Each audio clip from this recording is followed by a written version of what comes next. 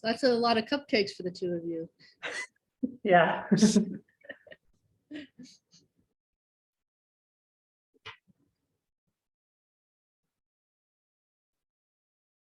Okay, so I think we can get started. So today we're very lucky to have Gail talking about navigating NSF.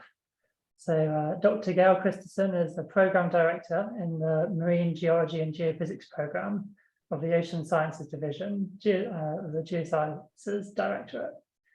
Gail received her Bachelor of Science in Geophysics from Texas A&M University and her PhD in Marine Geophysics from the MIT HUI Joint Program.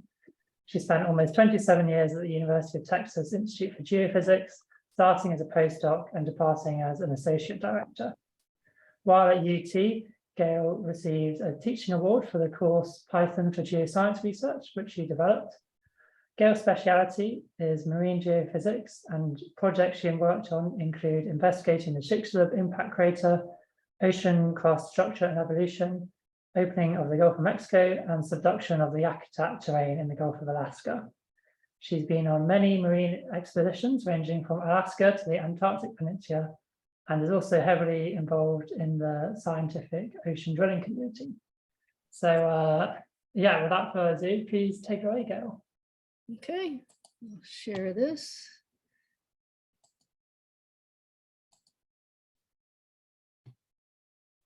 Okay, hopefully this is in the right view. Does that look okay? Yeah, looks good. Okay, all right. So I'll be talking today about navigating NSF and the Geosciences Directorate. So here's a way oversimplified picture of where NSF sits in the government of the United States. There's 3 different branches, and NSF is part of the executive branch, along with NASA. And then there's other organizations like USGS and NOAA, which are under different departments. So here we are at NSF. So that's who we report to, the executive branch. So what's the structure at NSF? There are 8 different directorates.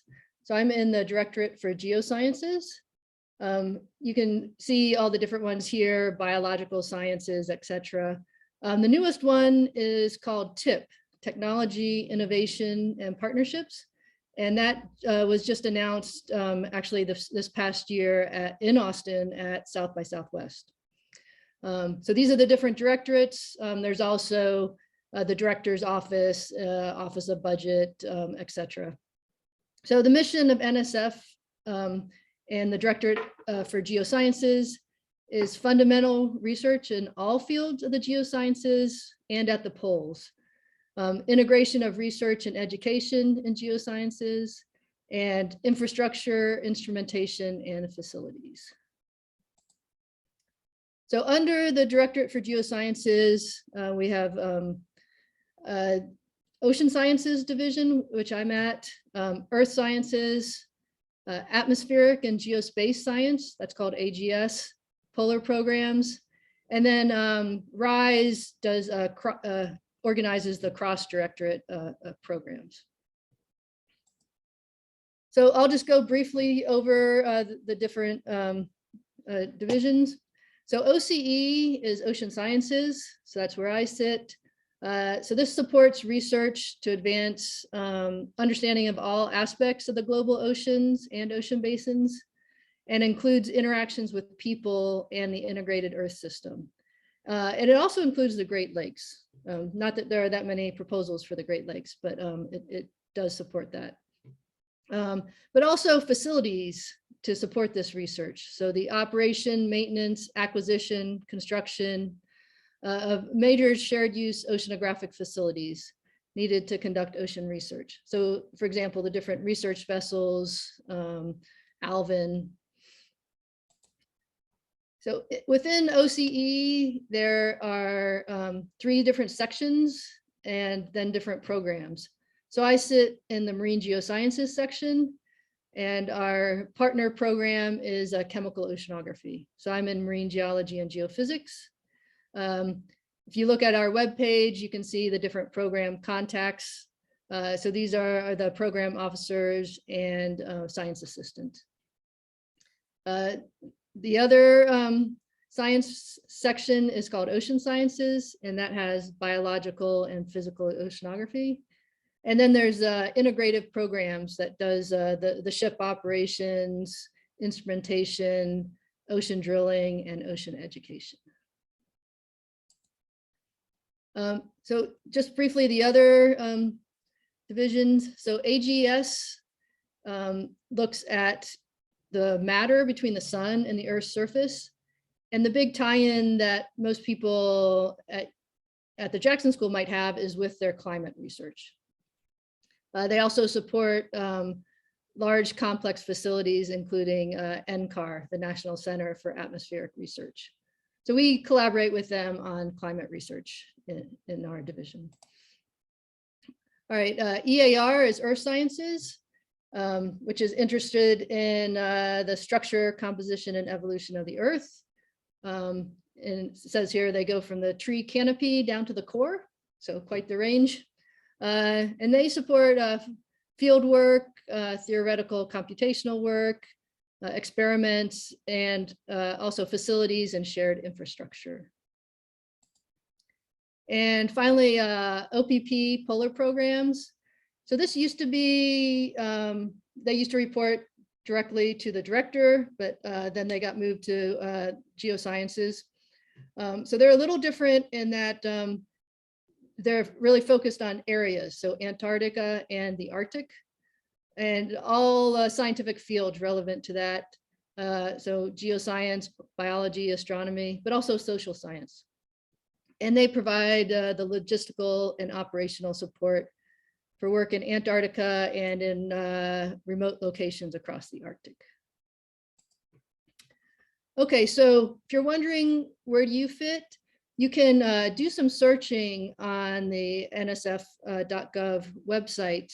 So if you look under research areas, you can see the different research areas, and you can click on Geosciences and explore more about the descriptions of different programs. And then another place that's really useful to look at is this awards. If you can do a search of awards and find really useful information. We use this ourselves a lot. So for example, you can type in gas hydrate and you can see what awards have been made about gas hydrate, and you can do some, there's an advanced search that you can refine what you're looking at. But this is really good to look at, which parts of NSF are funding this research. So you can see, looks like chemistry, Office of Polar Programs, OCE. So this is a good way to get an idea. Does your research fit into different programs? What if your project fits into 2+ programs? So this happens a lot with us if we're working across the shoreline. Projects that might be multidisciplinary across divisions, across geo, or even across all of NSF. So we as program directors are committed to trying our best to find the best home for any proposal submitted, the inclusivity of all good ideas. And this was something that I got thrown into right away, that I got to meet so many different program directors because there's just a lot of communication about trying to find the best place for these proposals. And we often do a co-review. And one benefit of the co-review, so don't be scared if you find out that your proposal was co-reviewed. One benefit of it is there's a financial sharing. So 2 different programs might put in to fund the program, but also the PI will get feedback from a broader community. Okay, so contact the program directors if you have any questions. And this is our job. This is our job description, is to be responsive to the community. So we get emails all the time with potential PIs asking about a project they have in mind and would it fit in our program. If it doesn't fit in our program, we try to find a home for it and steer them in the right direction. So that's the main one of the main things we get contacted about. Or if you need clarification on specific requirements, if you want to know what other programs might be appropriate. And again, this is where that search tool is really good to see what else is funding that your research. And if you wanted to be considered as an ad hoc reviewer and or a panelist, it's always good to get on the radar of the program directors. So what are some essential documents? So if you are going to submit a proposal, there's pretty much two different documents that you might be looking at. One is called a solicitation. So this is an example from Geophysics in EAR. And so you can go through the solicitation and look to make sure that you fit into what the text is saying. And then when you submit, you put down this number 22-563.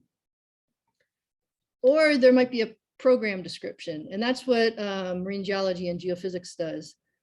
So we have a program description on the web page, and you can read it over and look at what it says we cover. So marine geology and geophysics covers, it's a very broad a set of science that we fund, ranging from paleoceanography to sedimentology, geochemistry, hydrogeology, geophysics. And so here you would actually submit to this PD program description 17-1620. So before you submit, make sure you read over what the different rules might be.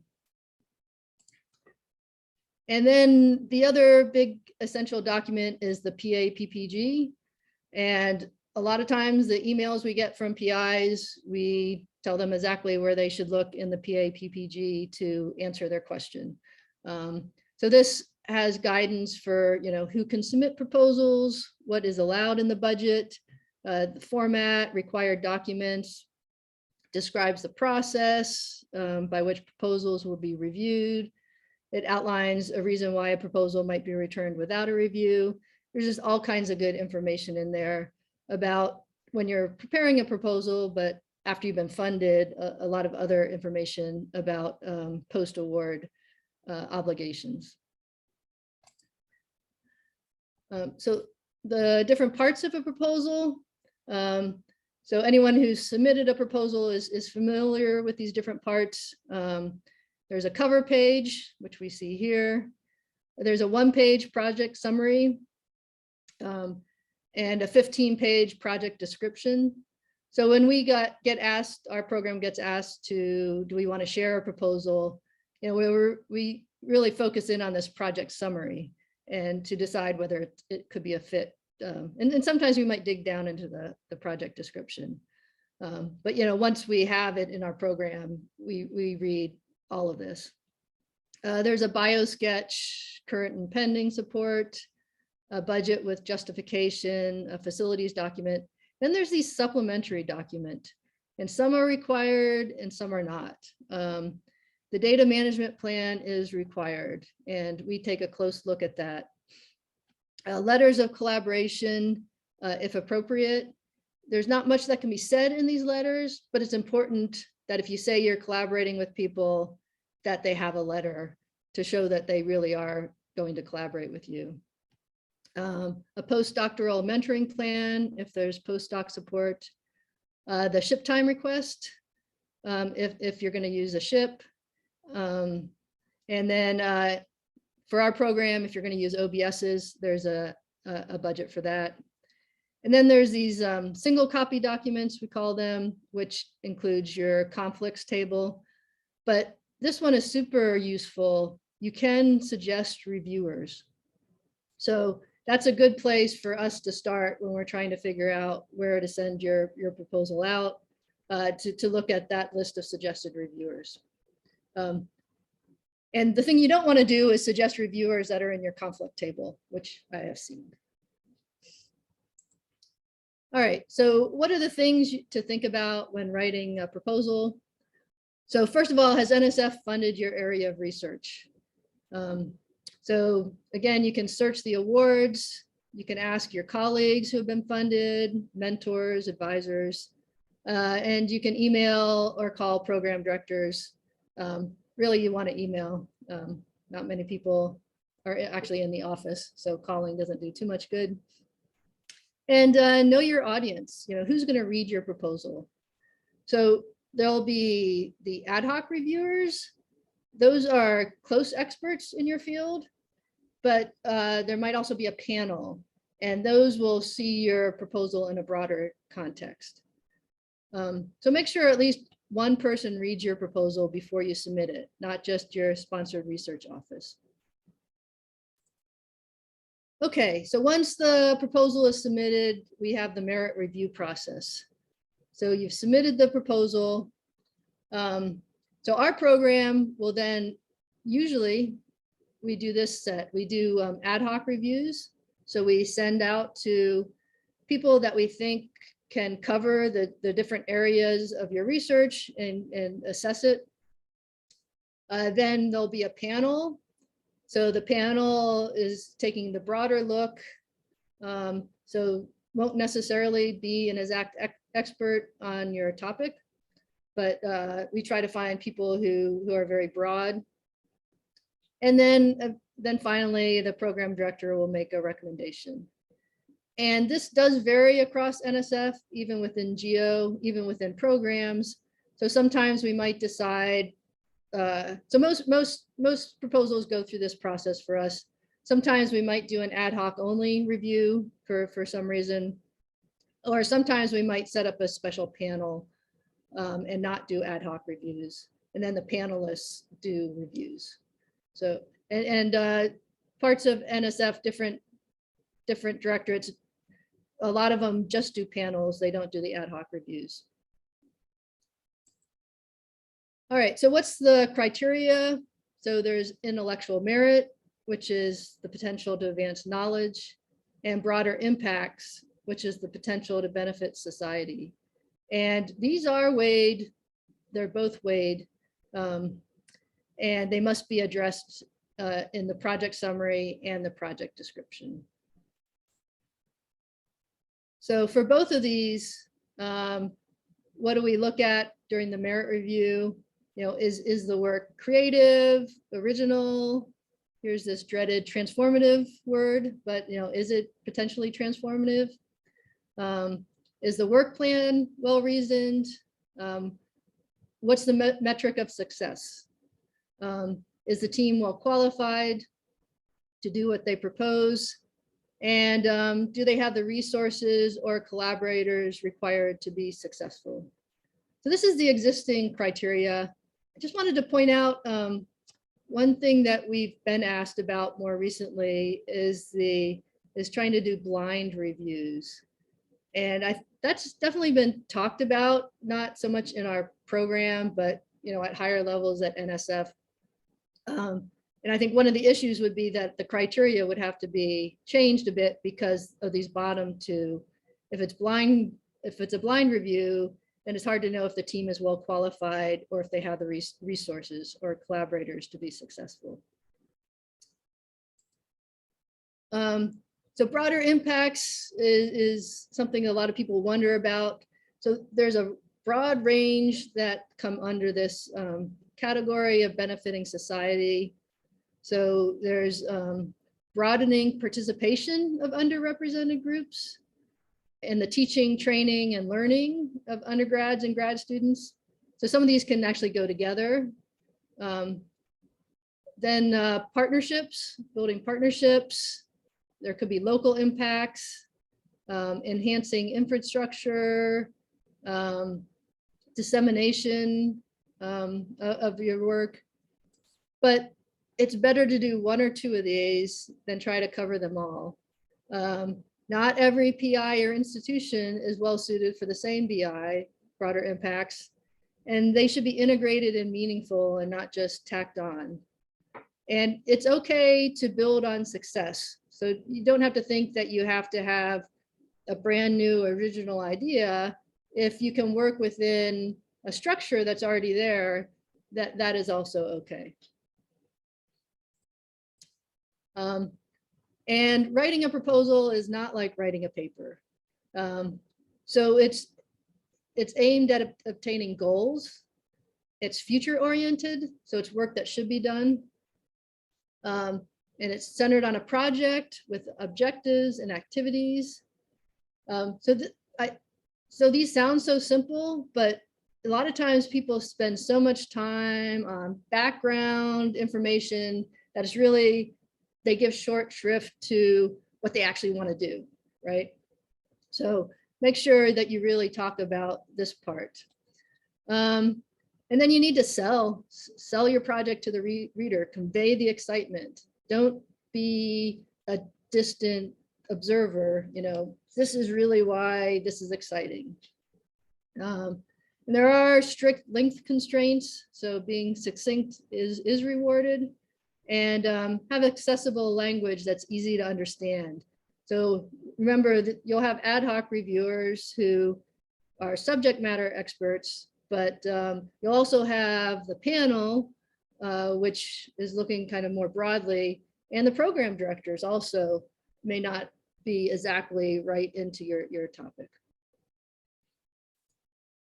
So what are the common proposal mistakes? And I've only been at NSF less than a year, but I've seen all of these already, right? So incremental advances. So just too similar to what's been done before. Project has too large a scope. You're saying you're doing so many things, or too narrowly focused. So then it's not exciting. The proposed plan will not actually address, oh, I said that twice, the stated goals of the project. You don't link back to the big picture science. So you say, you know, it's really important to do this because of this, and then you actually never get back there at the end. So link back to big picture science. And just some best practices, you know, maps, figures, etc. should be clearly readable. So don't focus so much on getting so much information into the proposal that you can't read your figures, right? Lay out a clear work plan and timeline and a role for each participant. Develop a realistic and well-justified budget. Ask for money for your broader impact activities. And again, make sure at least one colleague reads your proposal before you submit it. So what if you're declined? It happens to everyone unless you don't submit. So I've certainly had many declines in my career. So don't get discouraged, breathe deeply. Read the reviews more than once. Identify common themes across the different reviews in both weaknesses and strengths.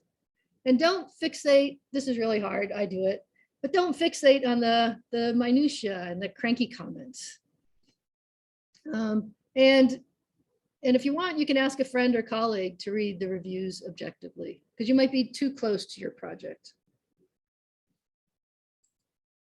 So what if you're awarded? Well, that's of course, I always like to give out these emails, like a Friday afternoon is a perfect time to send out an award email. So you'll be asked to provide an abstract, and this will be posted on NSF's website. We'd like you to read the reviews, the panel summary. They likely have some very useful criticism and advice. So when you publish or present, we want you to cite the award in NSF. Read the PAPPG, the guide for awardees. There'll be annual reports, write them on time. Develop a rapport with your program director and keep them updated. And be a good mentor to the students and the colleagues that you support. So here's a few things I learned being at NSF, which I didn't know. So you don't own the project title. And the reason why is that, have you ever seen those articles in the paper that Congress is calling out NSF for funding something? It's because of some crazy titles, right? So the title might be changed by the program officer to clarify the scope of the funded project. So if you try this really clever title, it might not last. And then in the abstract, there's 2 paragraphs of the abstract. And the first paragraph is a non-technical explanation, which is a public justification for NSF funding. And then the second paragraph is a technical description, similar to what's in your project summary. So we give lots of good advice on how to write these. I 100% always have to rewrite this non-technical explanation because it's too technical. So we want to make this understandable. And then why do you get good reviews and you didn't get funded? You know, it's disheartening. But there is decision making and portfolio balance that goes in. So we try to have a breadth of topics, a diversity of institution types, the demographics of the PI population, geographic diversity, you know, looking at transformative impact, maybe priorities, the PI career stage, and many other things depending on the program goals. But you know, so when we get to the stage of making decisions, there's often some proposals that it's clear we're going to fund and some that unfortunately are going to be declined. But there's that set in between where we really look at the portfolio balance. So I'm almost done. So what kind of oversight does NSF have and what kind of community guidance do we have? So when NSF was established, so was the National Science Board. And the National Science Board establishes NSF policies, identifies issues, approves the annual budget submission, and approves new major programs and awards. Then there's these decadal surveys, which you've probably heard of. For ocean sciences, it's called the Sea Change Report. For EAR, Earth and Time. These are developed by the National Academies of Science, Engineering, and Medicine. These are really important as well. And then there's also a committee of visitors. So the committee of visitors comes every 4 years to each program. They're staggered across NSF. And they assess the programs and the merit review process. So when we write our analysis at NSF, we know that one of the audiences is this committee of visitors. So we have to justify, you know, why we fund or decline every proposal. And finally, how to get involved and stay informed. Subscribe to NSF email updates and division or office newsletters. These have all kinds of useful information. I subscribe to OCE, EAR, OPP. It's really useful, the different information you get. You can look at websites, nsf.gov, research.gov, and you can talk to your NSF program officers. And with that, I'm going to end my presentation and I can answer questions.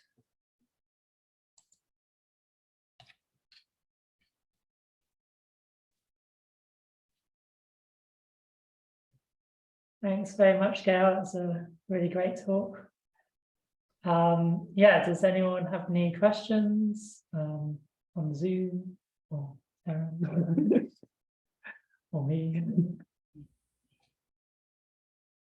I have a question that I could ask. Yeah.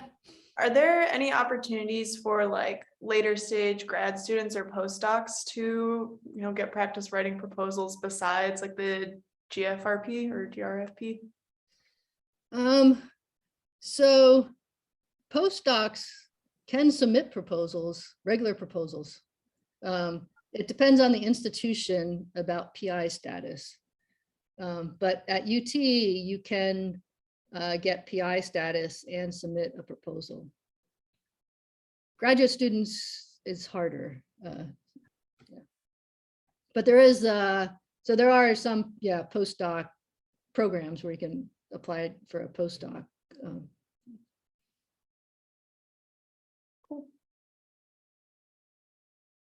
And I was going to say, once our program will use, we'll if we know of postdocs, we can ask them to review proposals.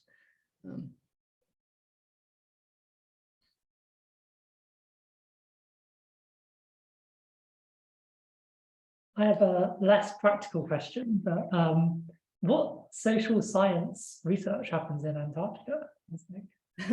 Not many people there. I think that'd be more the Arctic. Okay, that makes sense.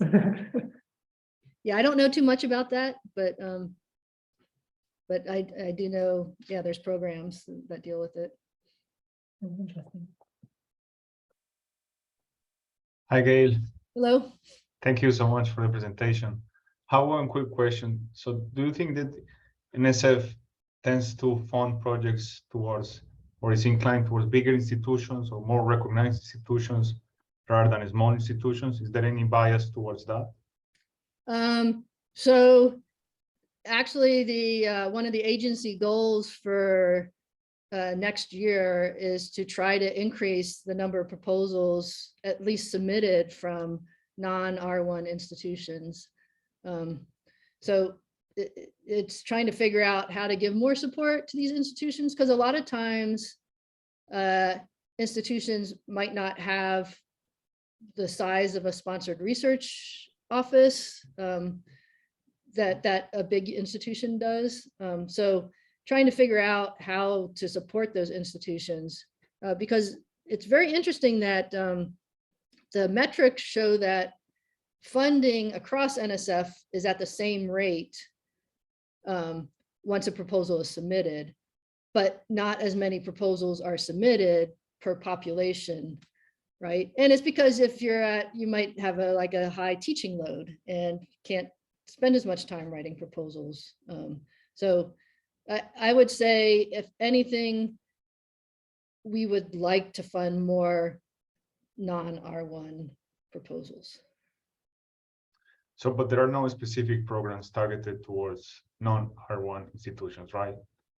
So there's a program for like HBCUs, historically Black, the universities. I'm not sure if there's one specifically for, non-R1s. And then the other thing is there is funding for EPSCoR states. So those are states, certain states that don't have as much funding from NSF. But it might be because they don't have as many, the population is smaller too, but that doesn't matter. So like Rhode Island is one, New Mexico, there's some interesting states for that.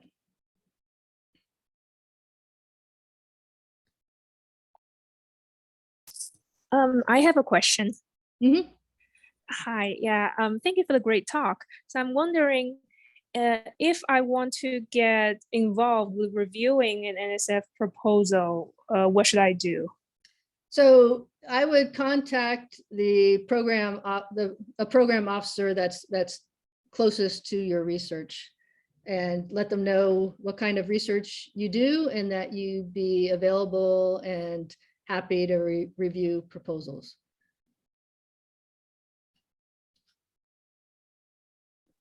Thank you.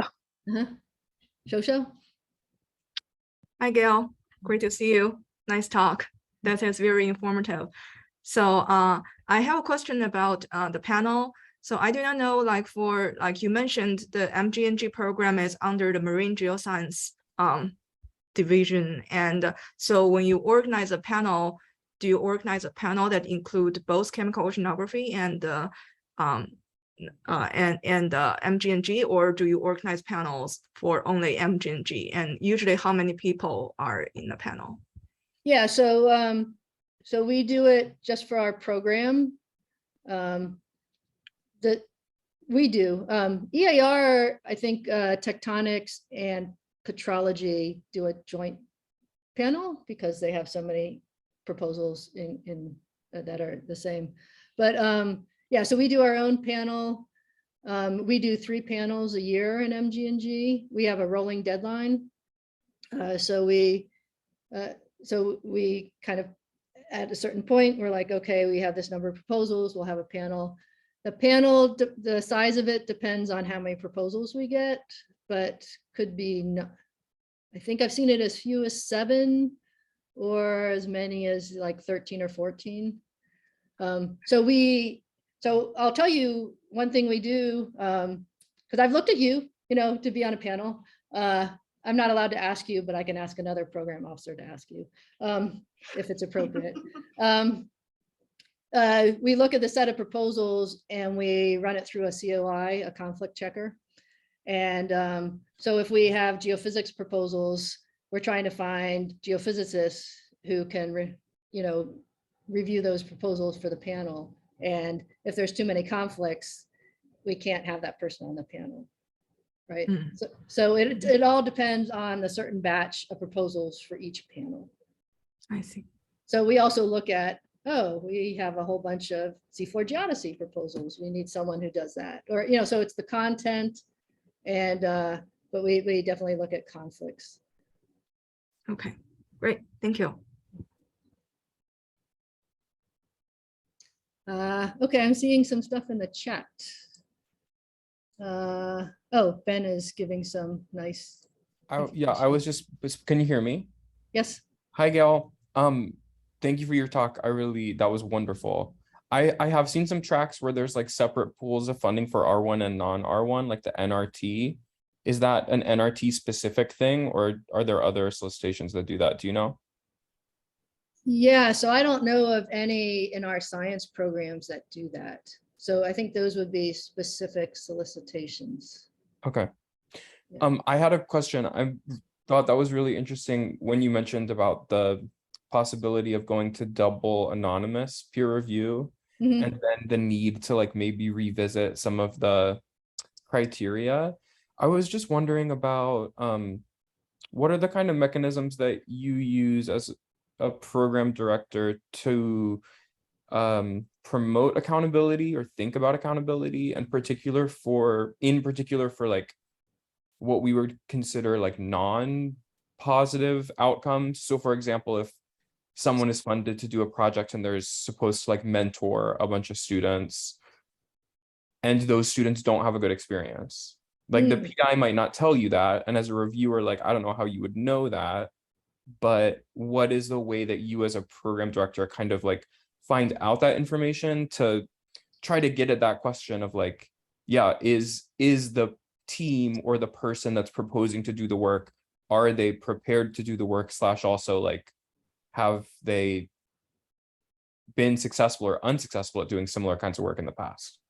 Yeah. So that's an interesting question.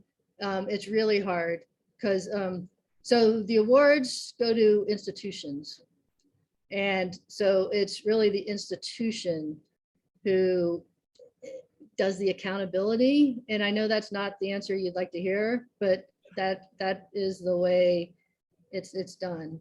And we have an Office of General Counsel that we communicate with, and we can't do anything by hearsay. So it has to be a fact. So now institutions are required to report certain things about PIs. So that's one step in the right direction. But yeah. That's helpful, and that makes sense. I think it's very interesting to think about doing this sort of double anonymous model for so many reasons. And I guess it goes back to one of the questions that was asked in person, just about like, how do graduate students or postdocs get involved? Maybe one of the things that I think about when going to like a double anonymous model is like, in some ways, maybe that removes the biases that can be introduced by like prestige or perceived prestige.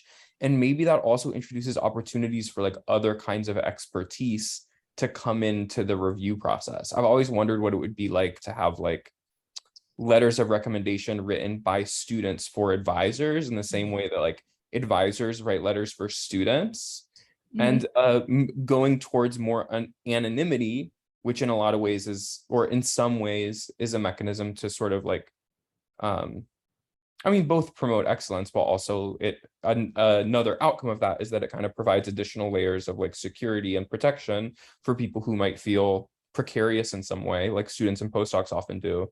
Maybe there are opportunities there to be like, sorry, this is a bad word, I guess, but transformational in the way that we think about review and like merit. So anyway, that's just what I was thinking of when you brought that up. I thank you so much for your presentation. Yeah, I would say, yeah, so what you talk about with prestige. So there is a video that NSF has produced about as a guide for reviewers. We show it to all our panelists, and it does go over some of these biases. So we hope at least the panel, well, so we send this link to everybody when we send a review request. And I watched it before I came to NSF, but we show it to all our panelists, and it does cover what you talk about. The halo effect is where, well, this person's done good work, so okay, they're going to do good work, you know, rather than assessing what do they say they're going to do, right? So that's one. So there are biases, and when we, as program officers, everything we get is advisory. So we read all the reviews. We look at the panel summary, we have all our notes. Sometimes someone will mark something in their review, there's a rating. We don't just use those ratings, we use the content that goes with it, because often the rating is not really supported by the text itself. So we do try to look at all of that. Yeah, I've watched that video to prepare for reviewing, and I thought it was really helpful. I'm really glad that they do that, and it gave me tools like as I was reviewing to think about what are the biases that might be coming in here. And it's cool to know what your role in that process is also to sort of integrate all of that information that can be really different. So thank you. That's a great answer to my question.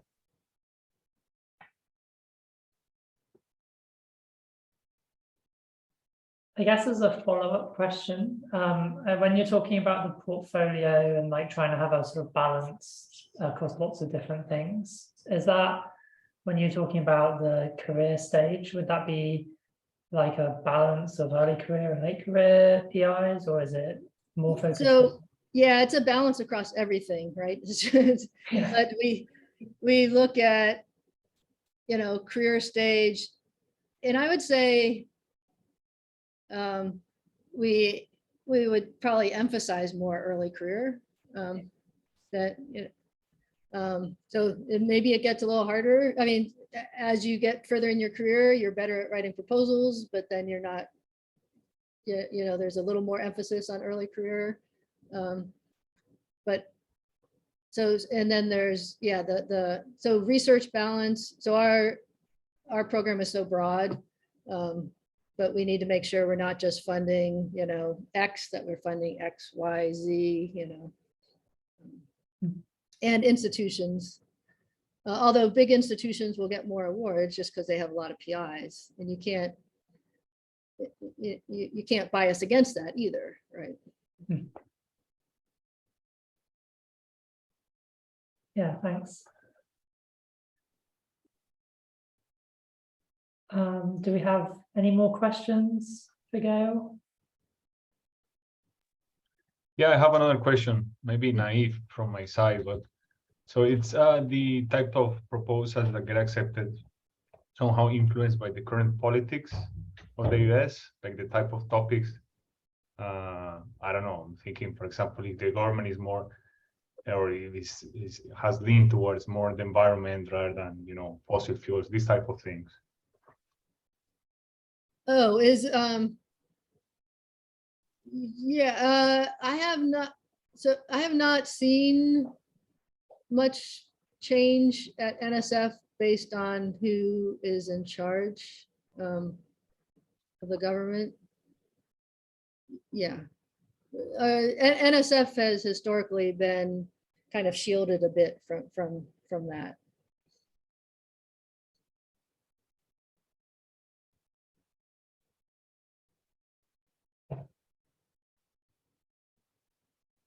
I have another quick question this time.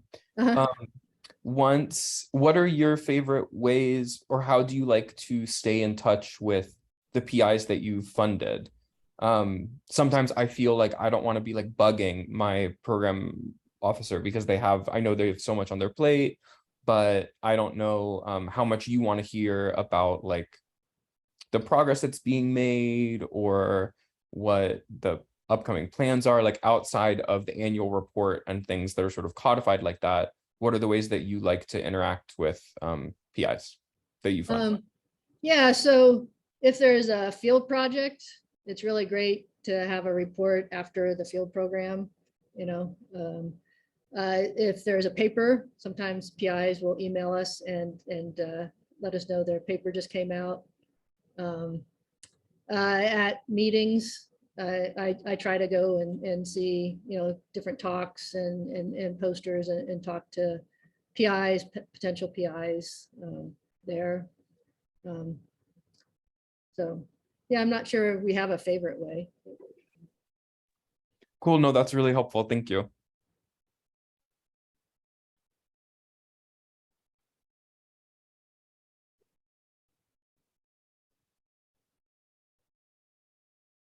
Do we have any more questions?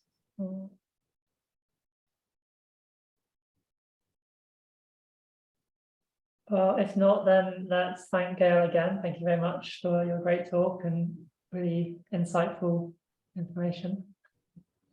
All right, thanks everyone. Yeah, and we'll see everyone next Tuesday for the next discussion hour. Okay. Bye, have a good day. Bye, thank you.